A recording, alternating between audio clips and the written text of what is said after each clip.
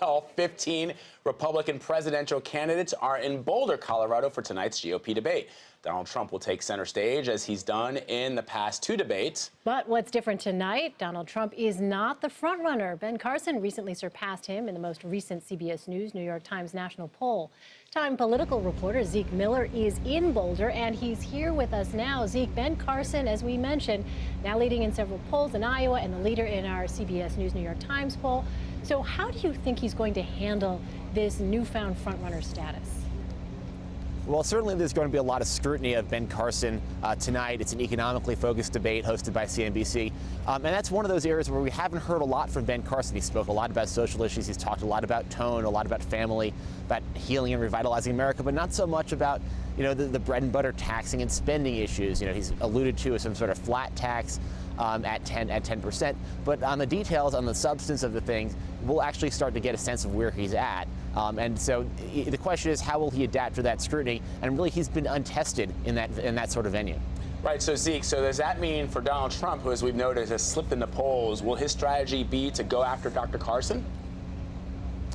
Certainly, we've seen Donald Trump go on offense on Ben Carson over the weekend, as again calling him low energy. The same attack he used on Jeb Bush. With Donald Trump, his entire campaign is built around winning. He said a few months ago, if he's president, there's going to be winning so much. The country's going to be winning so much, they'll get sick of winning.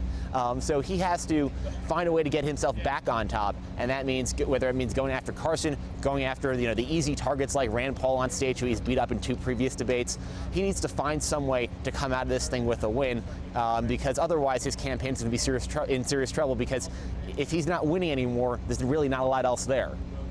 Zeke, let's turn to Marco Rubio for a moment. He's displaced Jeb Bush as the candidate next to Donald Trump on the debate stage. What do you make of that positioning, and how does Marco Rubio really capitalize on that placement? I mean, that really is a reflection of both Rubio's sort of silent level of support in this party. He's run a slow but steady race to not attract too much attention to himself, and also Jeb Bush's slide. He's gotten down the polls in the early states nationally. He's in a lot of trouble shaking up the campaign. For Rubio, this is an opportunity to shine, to introduce himself to more Americans who haven't really seen him. He's sort of blended into the background of the previous debates by his own strategy, and that was what he was going for. Smartly inserting himself in some discussions. But now he's towards the center of the stage. He's going to get a lot of scrutiny. He has to talk about his biography, talk about where he is on the issues, talk about his vision for the country, and it's an opportunity for him. And if he doesn't perform, then the folks who who are abandoning Jeb Bush to look for Marco Rubio may go look for somebody else after that. Hey, Zeke, so we know that Jeb Bush's campaign, which has sort of been retooling itself, they've been highly critical of Marco Rubio, and some of his advisors have even called Rubio a GOP Obama, first young senator, one who doesn't have a strong voting record.